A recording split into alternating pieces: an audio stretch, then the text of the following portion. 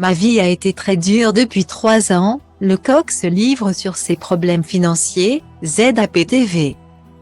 Pendant 30 ans, il a été la voix de Jacques Chirac, Patrick Poivre d'Arvor, Sylvester Stallone ou encore Bernard Tapie à la télévision française. Yves Lecoq est assurément l'un des plus grands noms de l'imitation en France, précurseur dans le domaine lorsqu'il arrive dans l'équipe des Guignols de l'info en 1988. Une émission mythique qui s'est malheureusement arrêtée en 2018, lorsque Canal+ a décidé de couper le cordon face aux audiences en baisse.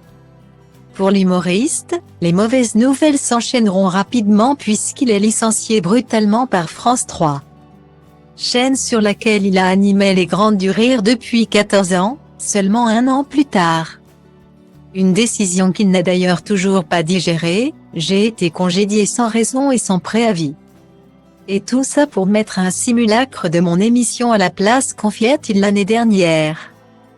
D'autant que depuis, les téléspectateurs n'ont pas eu l'occasion de retrouver ses talents sur le petit écran. Et pour cause, voilà plus de 3 ans qu'Yves Lecoq n'a plus travaillé. Hier, l'imitateur était l'invité de Faustine Bollard aux côtés d'Olivier de Benoît. Noël Perna et Sébastien Toen pour un numéro de Ça commence aujourd'hui spécial humoriste.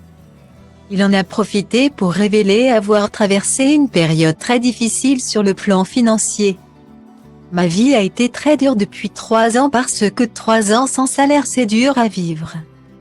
J'ai dû vendre des propriétés souvent aux enchères donc à des prix qui ne permettaient pas de payer mes dettes, explique-t-il. Car Yves Lecoq est un grand amateur de vieilles pierres, il a fait l'acquisition de pas moins de 6 châteaux à travers la France, dont celui de Villiers-le-Bacle dans l'Essonne qu'il a revendu à Xavier Niel, célèbre patron de Free, en 2019 pour 9 millions d'euros. Malgré ses problèmes financiers, Yves Lecoq relativise « J'arrive au bout de mes peines qui sont matérielles donc c'est pas très grave.